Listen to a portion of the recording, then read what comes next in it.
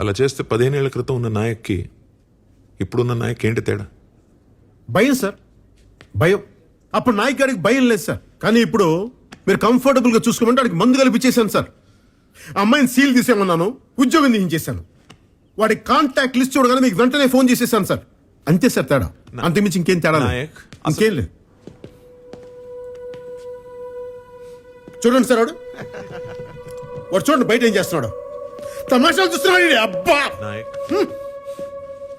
ఇలాంటి కొడుకులు sir rules regulations, మంచి మర్యాద, మట్టి మశానం ఇవేం పనిచేయవు సార్. కనిపిస్తే కాల్ చేయటం, లేదంటే చెత్త కింద కొట్టి రోడ్డు మీద పడేసి ఈడ్చుకుంటే తీసుకెళ్ళటం. ఈ కొడుకులకి అదే రైట్ సార్. శిక్ష శిక్ష శిక్ష.